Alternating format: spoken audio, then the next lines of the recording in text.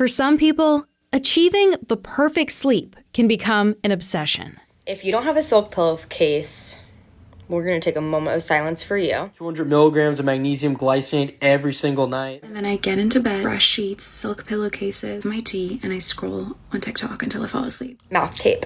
I will preach this till the day I die. The benefits of nose breathing versus mouth breathing, like nose breathing is so good for your somatic system and your nervous system, I think. I'm not a doctor. I'm not a professional. Look up a picture of a nose breather versus a mouth breather, and that's all you need to know. All this is pretty simple, easy to do, easy to stick to. If you're not doing it, you're slacking, and your sleep quality is going to continue to suck. We know that getting good rest is an important part of our health. But the talk around sleep can be full of rules and do's and don'ts. There are products to cure insomnia, even mocktails that are supposed to make you sleep better. Keeping up with it all is, well, exhausting. So, we're talking to a sleep expert to understand what good rest really means. Dr. Rebecca Robillard is a neuropsychologist at the University of Ottawa and co-chair of the Canadian Sleep Research Consortium.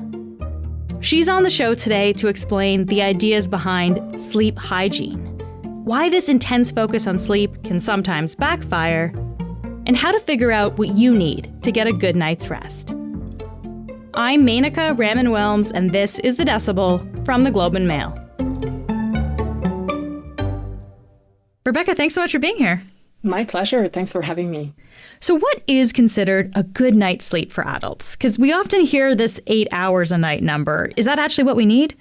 This is actually kind of an average. This is based on some of the recommended guidelines for adults. And of course, this number changes quite, drastically as, from, childhood to older age as well. And it also changes based on our genetic makeups and the types of, sleeper that we are. So in a way, what we're trying to kind of push now more is that, people should listen to their own body to determine what amounts of sleep that they need. Although most people might be within the 7 to 9 kind of range, and this is what kind of falls with the recommended guidelines for most adults. We also see some shorter sleepers, like people who might need just like 5 or 6 hours, and they function perfectly during the daytime, and they're healthy people. So that's not necessarily an issue, especially if they function well during the daytime. And on the other extreme, we also have people who, might need more than 9 hours to feel great during the daytime. So again, really there's no one shoe fits all. Like people have to figure out what amount of sleep better suits them. What are some key indicators that you're getting it right? Like how does someone know if they're actually getting enough sleep? Ask yourself how you're functioning during the daytime. Like, are you feeling relatively rested? Do you feel like, you're really struggling to kind of stay awake during the daytime, like across the full day? And it is normal. Like we all have those kind of dips in our alertness, like some periods, especially after lunch where we tend to crash a little bit and then energy picks up a bit later on afterwards. So of course, this is not like, perfectly linear for everyone. But overall, like if you're functioning okay during the daytime, your energy levels are good, and you're able to kind of focus, concentrate, you don't have mood issues, then you're probably in a good place. Okay. I want to ask you about this term that we're hearing a lot, which is sleep hygiene. What are some of the more popular examples that we're seeing? Yeah, and it's really kind of vast and broad, and it keeps changing because nowadays, lots of people are getting tips on social media, for example, and those are not always based on science, but some of them are as well, and there's all sorts of distortions as well.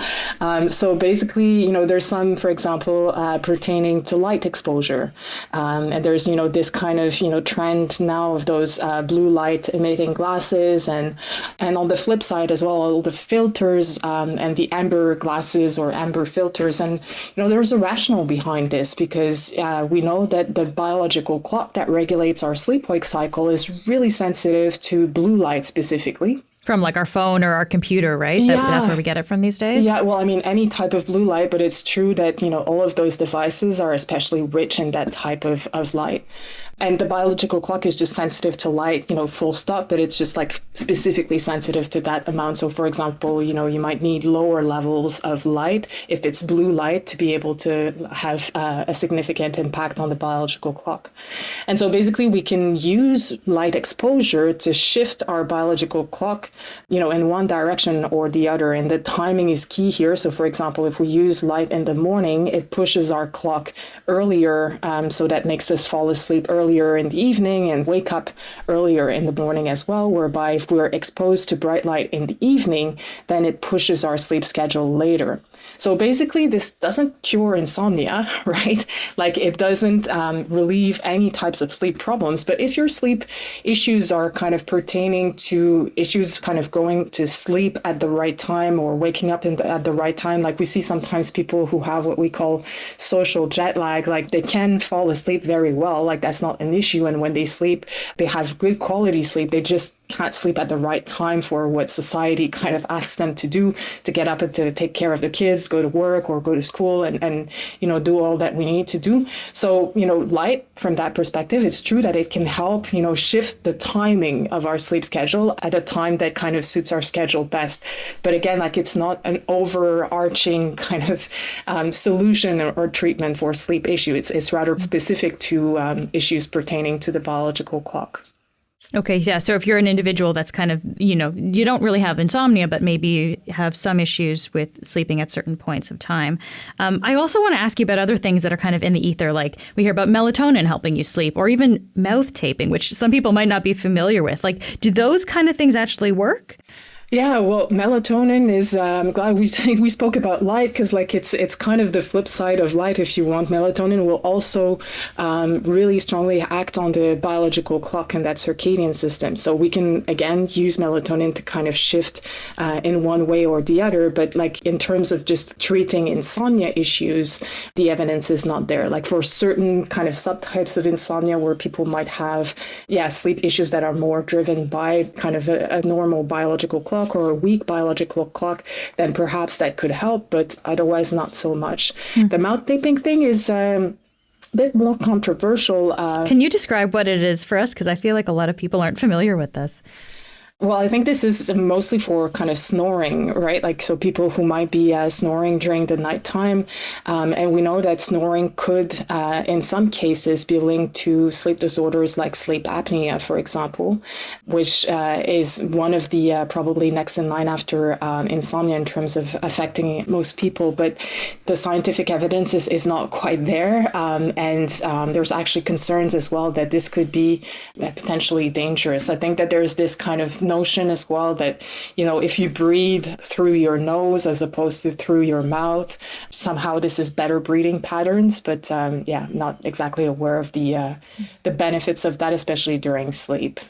Can I also ask you about the gadgets that we see these days? Because there's lots of things that track your sleep, right? Watches or even those Oura rings now. Are those actually effective in helping someone get better sleep? So, as a sleep scientist, I'm really kind of excited by all the emergence of these devices. This is certainly on the rise. Like a lot of people are using these devices at home. However, I think the critical point is what you do with that information, right? So if it kind of drives you to be more aware about your sleep, we tend to have, this kind of healthy lifestyle with, watching what we eat and going and exercising, and sleep is often neglected. So, of course, as a sleep person, like I really embrace anything that'll get people to kind of be more aware about their sleep.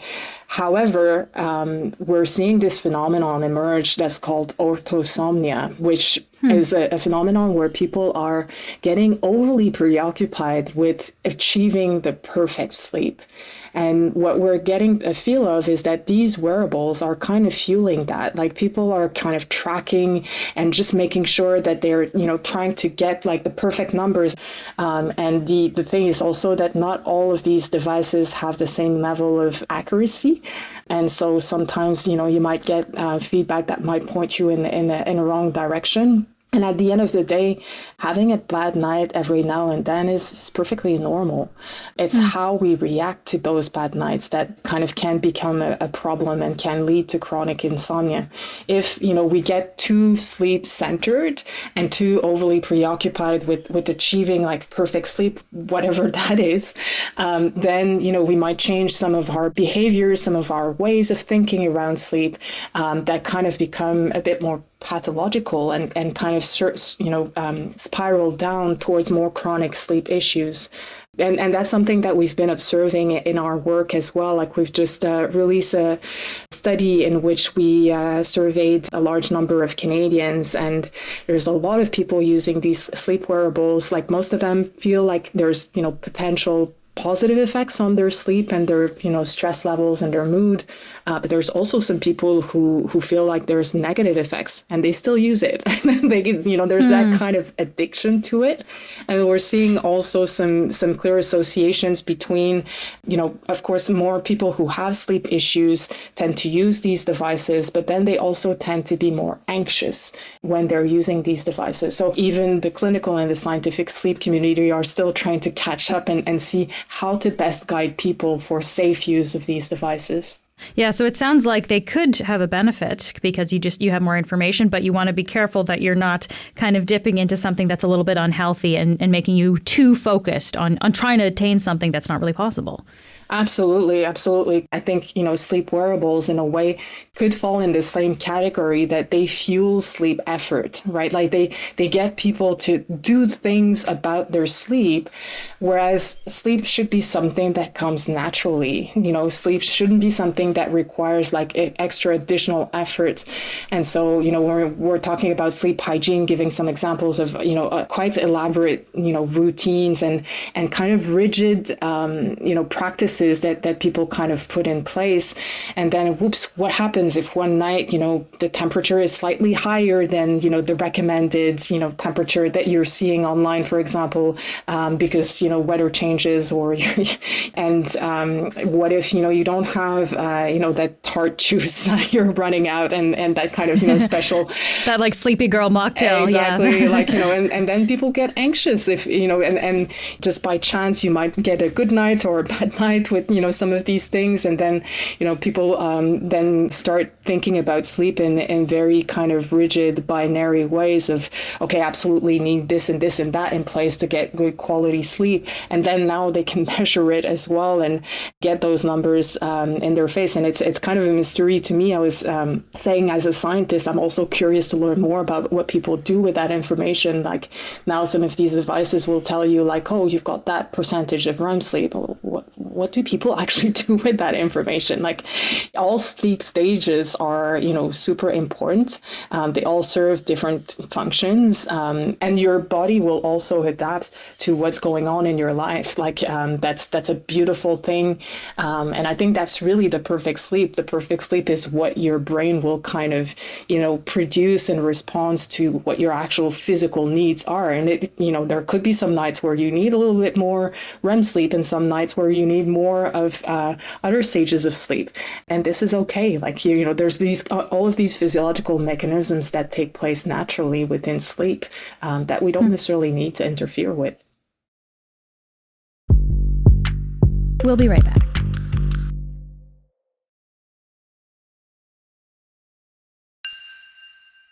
Rebecca, I would say several years ago, it felt like socially we were talking about different ideas around sleep. Like I think people remember hearing this notion of, I'll sleep while I'm dead, this kind of hustle culture thing where sleep wasn't prioritized.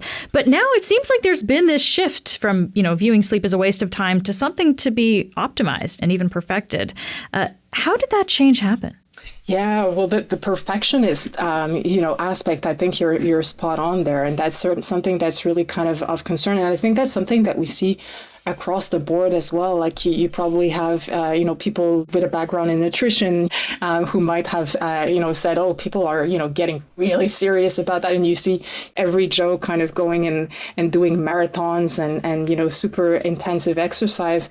And so I guess, people want to be healthy. That's great. But there's a fine line between being overly perfectionistic and just like having healthy, balanced lifestyles. This is also perhaps linked, like the rise in sleep hygiene tips and their popularity might have to do with the fact that there's a lot of people with insomnia who also have poor access to effective treatments. So, when you're kind of faced with nothing, you're starting to have sleep issues, getting distressed, this gets chronic. And, there's a lot of people who don't necessarily want to take sleeping pills as well. And so basically there's this kind of interest in seeing like, what can I do? How can I be proactive to help restore my sleep? And that's where I guess, we have a bit of a beef because we know that sleep hygiene is not effective for insomnia specifically. So sleep hygiene, those kind of methods we've been talking about, if you don't have insomnia, those are maybe things you can, try to get a better night's sleep. But if you have an issue like insomnia, those aren't necessarily going to fix it for you.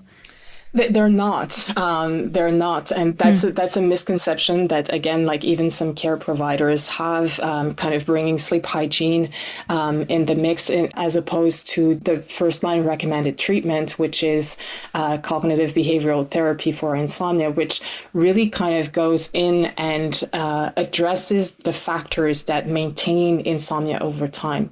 And we know that these treatments work. Like there's been at least 3 decades of research on it. So again, like insomnia is natural. Like everyone will have, bad nights. That's a given.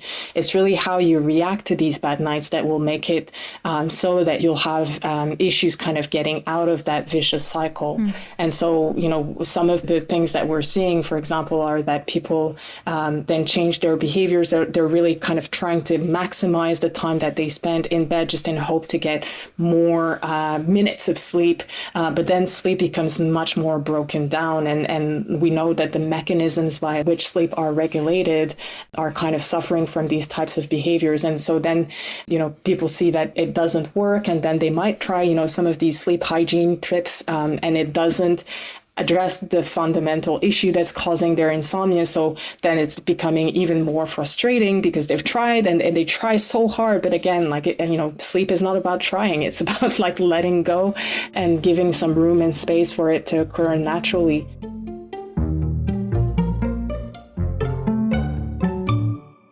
Rebecca, I want to ask you about the role of social media these days, because we know how big of an influence it has on our lives. What kind of information are people getting about sleep optimization from platforms like TikTok and Instagram, and what's the effect of that? Well, that's something that we don't fully understand quite yet. And I think, the sleep community in North America has been kind of calling for more research on this because of the concerns that are raising. But certainly there's a lot of information out there that's not backed by science. And at the end of the day, again, like we know what treatment should be given to people with chronic insomnia. And, this is very specific. And this is not something that you do in a kind of a 30-second clip on the internet. This requires work. This requires professional guidance. And this is ultimately what people with chronic issues should kind of turn up to. So again, like it all comes down to checking your sources. If you're just wanting to kind of optimize your sleep, then, perhaps first thing you might want to ask yourself why. What is your view of the perfect sleep? And, are you able to function decently during the daytime? Are you getting, do you feel restful when you're waking up? If that's the case, then awesome. If you feel like a little bit, you're undersleeping, then it might be more about creating more space for sleep and creating some space, like a buffer of time before bedtime so that, you get in the right mind space for sleep.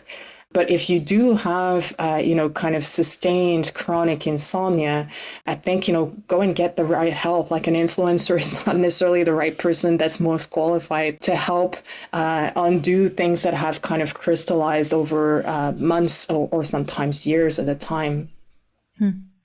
So just lastly here, Rebecca, we know that the perfect sleep doesn't exist. You talked about this earlier. So what should we focus on instead? So I think, rather than kind of being super rigid on, a whole set of rules to follow and, sleep hygiene tips that are kind of black or white, like the key thing as a sleep scientist, I think that is about, conceptualizing sleep as your ally, and sleep is kind of that natural process that will adapt to kind of better serve your days. And you just need to make room for it, right? Like, so we need to kind of make sure that we're getting enough sleep for our own needs, and that's a bit of an exercise, and that could be an experiment in and of itself, like trying to kind of shift our sleep schedule by 15 or 30 minutes every week and keep our sleep a stable sleep schedule to try to see how do we feel the next day, and then adjust it based on our own feelings of how we're able to function during the daytime. But I think that also one thing that we tend to forget doing is creating that buffer before bedtime. Like, we tend to have super busy occupied life and then go to bed and then bam, expect sleep to come, and just creating a buffer zone where you get in the right mind space, do some quiet activity to make a psychological separation between the daytime and the evening is something that is, of course, quite healthy. And just keeping kind of regular sleep schedules is something that is seen as very connected to sleep health and positive outcomes in terms of physical and mental health as well, but not necessarily, again, for people who might have chronic insomnia or more sustained sleep disruptions. Then, these things are not sufficient, and we need to get professional help to break those cycles. Rebecca, really appreciate you taking the time. Thanks for being here. Thank you. Dr. Rebecca Robillard is a neuropsychologist at the University of Ottawa. That's it for today.